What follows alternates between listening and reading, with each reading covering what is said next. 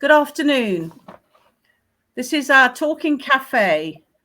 My name is Detchen Chodron, Village Agent for Castle Carey, Wincanton, Bruton, Wilbourn Port and Queen Camel. This is a pre-recording Talking Cafe. You can still ask questions and send them in and they will be answered. Put them in the comments box and in the coming week, your comment will be answered. Today, we are meeting the team from Homefirst Plus, based in Queen Camel, who do many things. They do adaptations, and Jill will be talking about these. We do repairs with Jim, who's a handy person, and he's going to be also talking about empty homes. And then they also do house clearances. This is with Rachel. And Rachel is also going to talk about the Artisan Project. So we're going to start with Jill. Hello, my name's Jill and I'm a Disabled Adaptations Manager at Homefirst Plus. We were previously Somerset Care and Repair, but we've recently changed our name to Homefirst Plus. We offer still the same services as we did before, but we just changed our name. We've changed location. We were always in Shepton Mallet for about 15 years, and we've changed to Queen Camel recently. We offer exactly the same services as we did before. We've changed our name because we branched out a little bit. My colleagues would tell us more about that afterwards. So let me talk about my role. Firstly, we're privately funded, and so clients who we help do not want to go down the disabled facility route, as they unfortunately can take some time to work to get approved and the work to be done. And lots of my clients have got to the stage where they need the work done there and then and cannot wait for the DFGs. Initially, the client or the family member gives me a call and asks me to visit as they are having difficulty either having a shower, difficulties getting in their house, and other difficulties they may be experiencing. I arrange to visit the house and to discuss with the family member or client a solution of their problems. It may be as simple as fitting a couple of grab rails, or it may be removing the bath and fitting level bathing. This can be just a case of removing the bath and infilling white tiles where the bath has been removed, fitting a level access shower facility, safety flooring, or it can be more in-depth, as in completely redoing their bathroom. They want their toilet hired, and it can be a lot more money. I'm going to show you a PowerPoint. We've got a PowerPoint of some of the work that we've done. So as you can see, this was a pathway of a client's house as it was originally. You can see it was very muddy and the client was having difficulty getting to their car. The path was very uneven and it was stones. The lady unfortunately was on crutches, so found it with great difficulty. At the end of the project, this is how it turned out. The lady had a resin pathway where it had safety edges so that her crutches could not go onto the grass. It was non-slip and it looked lovely in the end. Also, we do bathrooms. So this was before a bathroom. So as you can see, the lady had a bath, but she could no longer get into the bath. She had great difficulty. So we replaced it. We took out the bath and replaced it, as you can see, with a glass screen. A lot of people now prefer a glass screen. As you can see, it's got like a flipper at the end. They prefer a glass screen because they don't want half outdoors to look like they're in their hospital. They've got their own home, got a lovely home, so they want a glass screen but with level access. So we replaced the toilet so it's high level, and then we fitted a tray underneath the floor, which you can't see, and the safety flooring goes all the way over the floor and coves up the wall. Okay, and then the lady can go round into the glass screen and have a shower. So that is just a couple of examples that we've done. Okay, so initially, so this is what I usually go out and do. I usually go out and see the client. I then draw up a schedule of the work that's got to be done. So we discuss it with the family member, how much they want, and you know, if they want all the tiles of the bathroom retiled, or they just want it where the bath has been removed, tiling to be put on. So then I draw up the schedule, and then I speak to the contractors and everything. They go out and price the job. The price that the client gets in the end is the price including our fees. So our fees is just basically for myself going out to do a survey, and then I go out throughout the work, I organise it, so I'm the contact between the client and the contractors. So the client would give me a call, and I would then speak to the contractors with the start date and everything like that. And during the work, I go in and out of the house, double checking that the work is done to a satisfactory standard. The contractor does not get any money until the work has been completed to a standard that myself and the client are happy with. So initially, the client would pay a deposit to me, which is then put into our holding account. And then once the work is completed, I would then give it to the contractor when they paid the full amount. We also offer a stair lift. We've got a stair lift department, whereby we've got an engineer who goes out and fits new stair lifts, and he would then service and repair them. So if somebody phones us up, like they've had a stair lift in 2 or 3 years, then I would, and it's broken down, maybe the batteries have gone, I would then send out our engineer to fit new, to sort out the problem. Okay, so I'm now going to pass you over to my colleague. Jill, Yes. Can I just ask a question? And also, do you do simple or smaller jobs, like just fitting a handrail? Yeah, we do. We fit grab rails. That can be something that my colleague Jim, that was like the hand person service, that was something that they would do.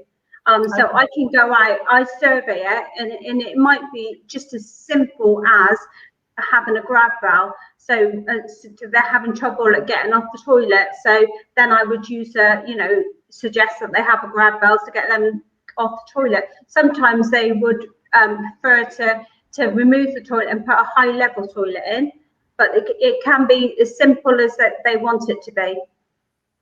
And do you also have wheelchairs or anything like that for people? We have got some products in. We've got like wheelchairs, and we've got sort of rise and reclining chairs and some scooters.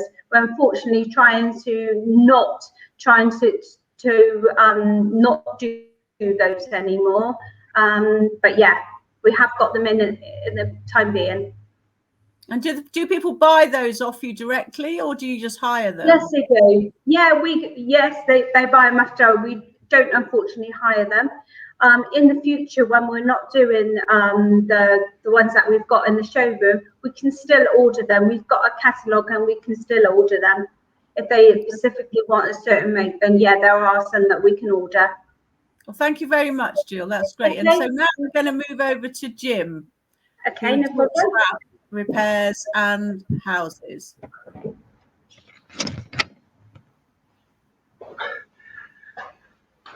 Good afternoon, Detchen. Hello, Jim. How are you? I'm fine. Looking forward to hearing all about what you do.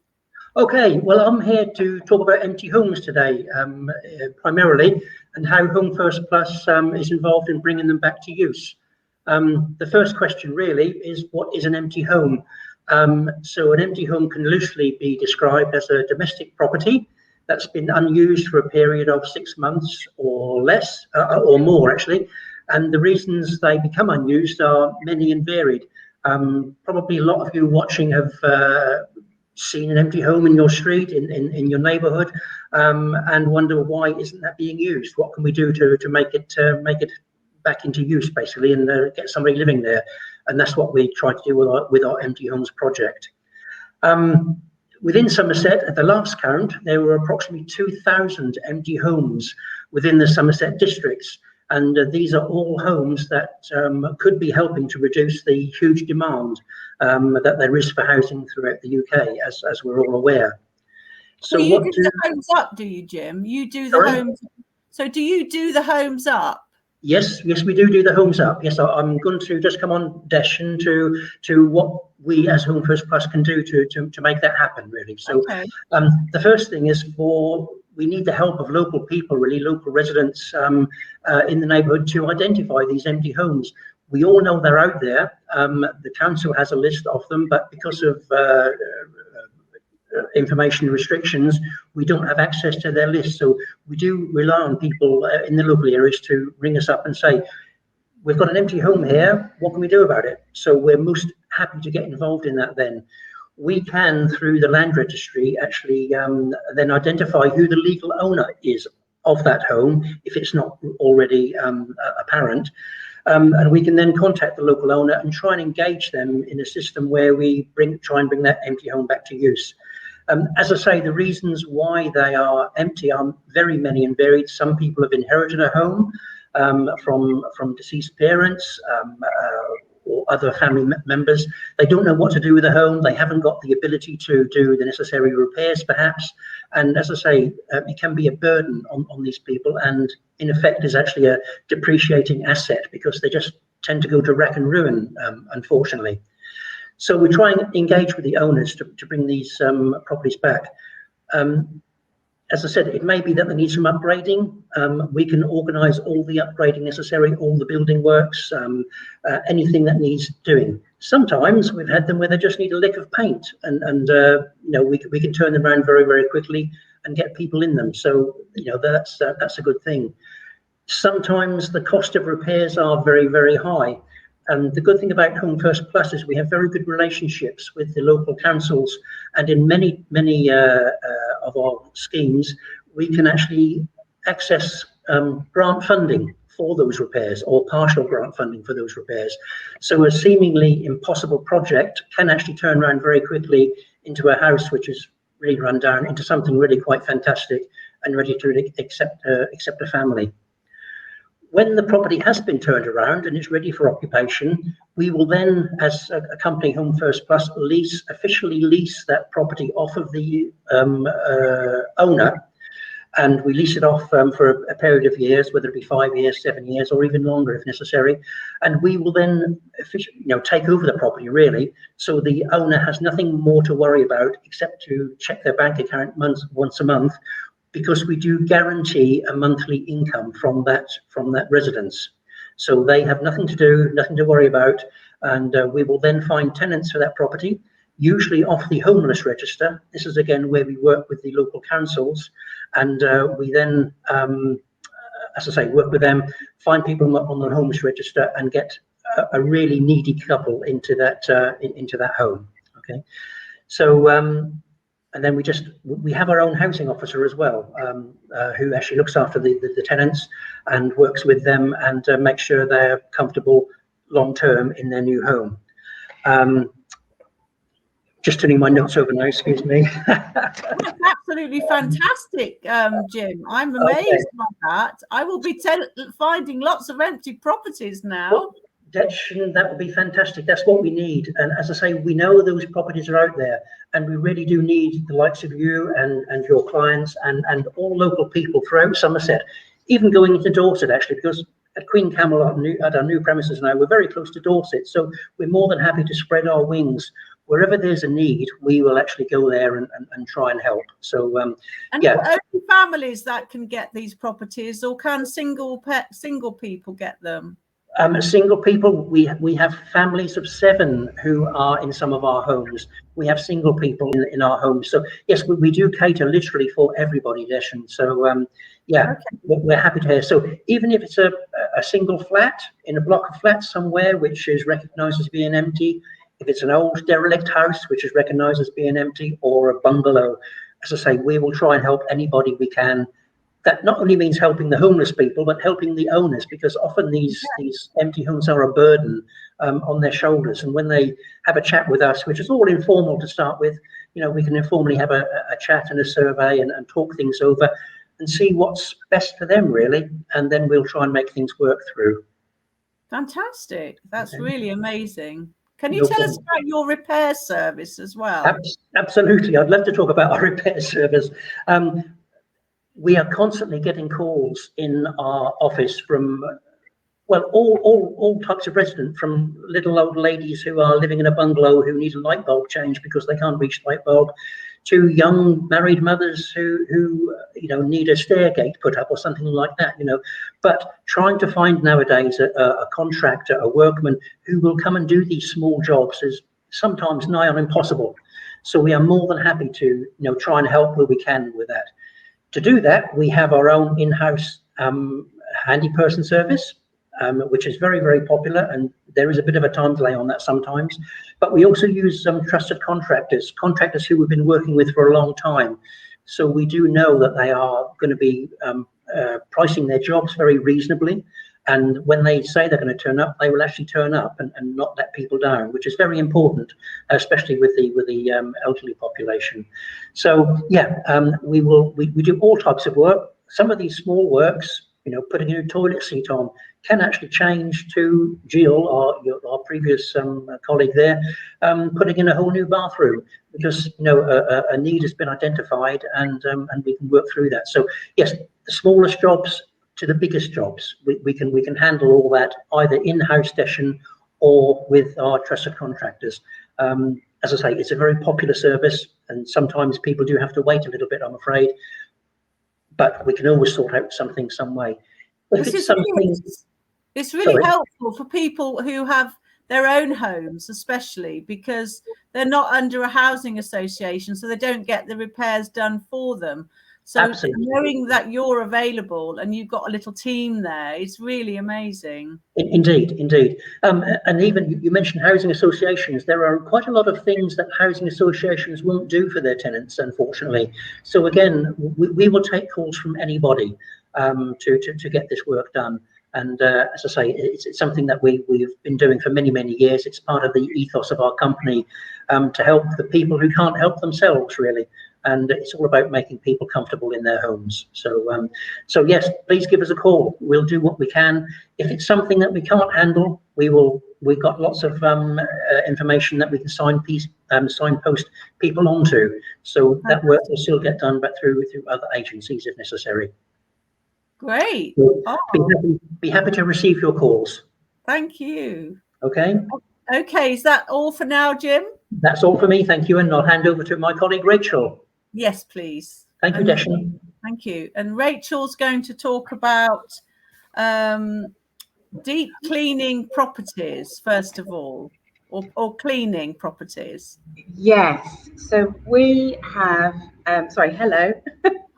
We have a clean, clear and repair service where we can clean out properties where unwanted items have been left behind at the end of a tenancy, or that the house needs a total clearance and deep clean in preparation for selling, for instance.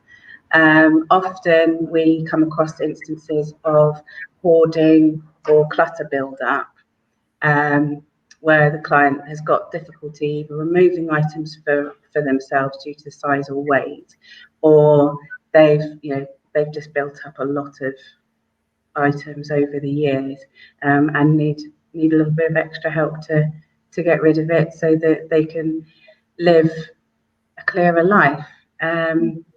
So we dispose of everything that we remove ethically and responsibly.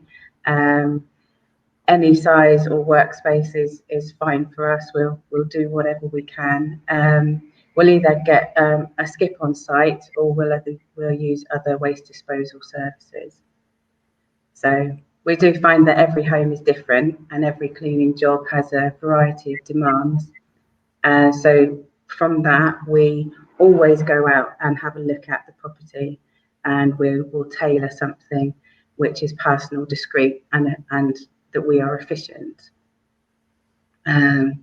So we keep the person at the centre of every decision, but we will consider every kind of clearance. We will meet the person if it's appropriate to do so. Sometimes it's not, because the person is in fact in hospital and waiting to come out of hospital. And so we'll meet a family member or somebody like yourself, with the home hospital service. We'll go and have a look at the property, and then we will discuss the options, map out exactly what's needed to be done and what's wanted to be done. Some people prefer everything. They make a decision, right, okay, this is what I want the place cleared. Others prefer just a step-by-step approach. So we are dedicated to providing a professional service to help people to improve their quality of life and their living conditions. And of course, because we have the handy person service, we can always make repairs whilst we're there. So we're happy to look at anything, really. Fantastic. That's really great, Rachel. Wonderful work. That's so needed. We all get clutter, don't we? Yes, we do. It is a natural part of life. I think it is. And some of us are just better at sorting it ourselves, and sometimes we might need a little bit of help. I'm good at helping other people. I'm not so good at clearing it for myself. Yeah, I think a lot of people think like that as well. Yeah. So also, Rachel, you have been very busy during lockdown, and I know we had a chat and we had a bit of a brainstorm, and this wonderful project that now has given birth, the Artisan Project, sort of came out of us all having some brainstormings, and now it's sort of up and running. So I'm looking forward to hearing more about it, Rachel. That's right. Yeah, we have been on quite a journey, and we used to have a furniture reuse department, which that's when you came in to see if any of your clients could make use of any of the furniture that we had available. And we were already discussing ways that we could incorporate upcycling and craft classes to create a bit more of a community and increase the use of the furniture reuse. Because it used to be in Yeovil. Moving out to Queen Camel, not so many people could either get to Queen Camel or were aware that it had moved to Queen Camel. So, as you know, as a team, we talked about other things that we could do, and then COVID happened.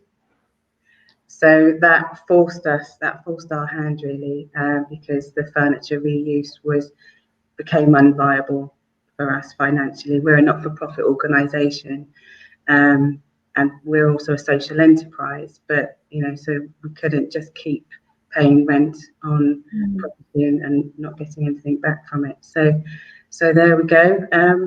Out was born the Artisan Project. And I have a video to play, if you'd like to play it. Here we are outside the Artisan Project at the old school in Queen Camel. It is just under a minute from the A303 and close to Sherborne and Yeovil. As you can see, there are other things you can do once on site. You can use the Revolution self-service laundry. There's plenty of parking. And Pam's Kitchen is a great place to have a drink and something to eat. The Homefirst post offices are diagonally opposite the Artisan Project, through the gate and under that canopy.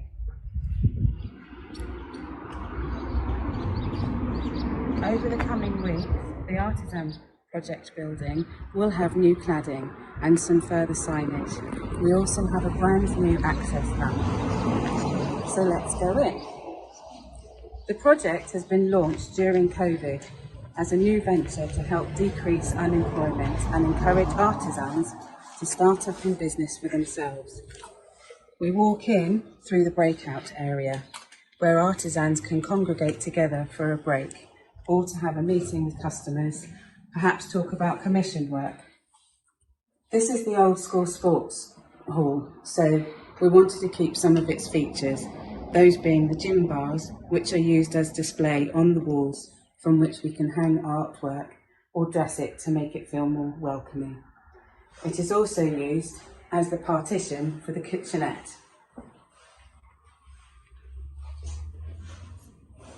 We are extremely grateful to the businesses that donated paint and materials to us so that we could complete the build.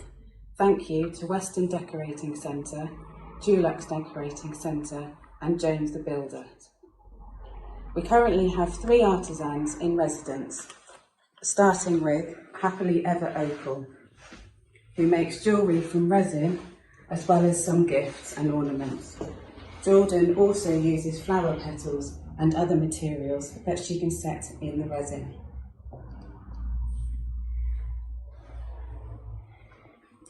Art Affinity makes glass ornaments, candle fronts, soap dishes, window decorations, and Glenda is also a great photographer, which she frames for sale. Marcus and Glenda like experimenting with new designs and use colour with style. We have inquiries about the next 4 pods and hope to have confirmation very soon. 1 pod currently has gym equipment in, which we'd happily allow use of by anyone wishing to conduct one-to-one rehab or physio.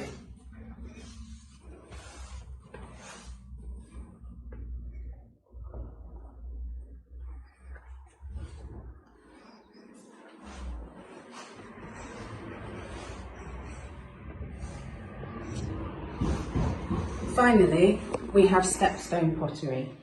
Peter has designed his own pizza stone. Here he moulds and glazes them individually.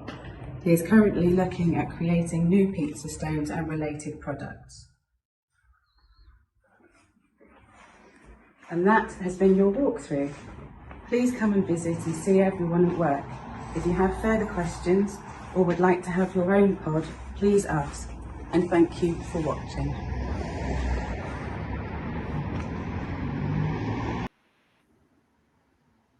There it was.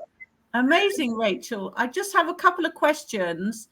So people who want to come in and use or get a pod, are there any sort of help? Is there any help for them to set up in business by the government? So we are backed by the job centre. So if you are on benefits and you wish to start and create a business, then the job centre can refer you for further assistance. And if that's the case, we can actually offer a discounted support cost. We just think that it helps to remove that barrier of starting up that business that you really want to do and you can do, but sort of things like rental on premises is a little bit much when you're not actually bringing money in. So yeah, you can go through the job centre, and there are various schemes through the job centre that you can utilise through your job coach. So this means it's sort of like a gentle introduction, and they don't have to pay so much rent, and they don't lose all their benefits immediately and things like that. They can. That's right. It's sort of gradual approach. Yeah. Yes. Yeah. Great. Yeah. Exactly. And what you get from us as well is business development advice. So we will help each artisan to create a basic business plan, look at forecasting and pricing of their products, and we'll also look at sort of development, really, which products are a really good one to really focus on, and how we think that the business could grow, really. And also we look at branding and promotion, and we've got a website which is the Artisan Project, which isn't quite up and running yet, but as we get more artisans in, we'll promote each business on that. Okay, so there'll be like a joint website for each artisan to be on, but they can also probably get some support to build their own website, maybe. Yes, yeah. Although it's not part of the Artisan Project package, we can actually put them in touch with people who are good at building websites. Yeah. Or social media and things like that. Social media, yeah. We'll put shout outs on our own social media as well for events that are going on, and I'll be promoting the project everywhere I can think of to get people in. In fact, actually, since doing the video, we have a new artisan in who does henna design. So Rahma. What does she do? Sorry, can you say that again? Henna designs. Oh, henna. She'll do designs on anything actually, from skin through to cake decorations onto textiles as well. So she's recently moved in this week. So we hope to help her to develop her business. Great, that's very arty, henna. Yeah. Yeah. Yeah. So yeah. And can the artisans sell their goods on the premises? Yes, they can. So we like each pod, as we've sort of named them, to be like a studio and a place where the items can be sold from. So the public can come in and have a look at what they're actually doing, and so you encourage people to come in. Is there wheelchair access? There is, yes. Our handy person and Jim built a new access ramp. So they built the whole thing actually over lockdown. So we actively encourage visitors, and also, even if you like a pod, some of the pods have got disabled access doors on, so don't be stopped by that. Don't put that as a barrier to coming and starting up your business. And just to promote it a little bit, I just want to mention that it's the old schoolhouse in Queen Camel, and as you drive down the road now, you'll see that there's a cafe on the roadside, and you come round and you can park either next to where the video showed us, or there is also extra parking just on the outside there.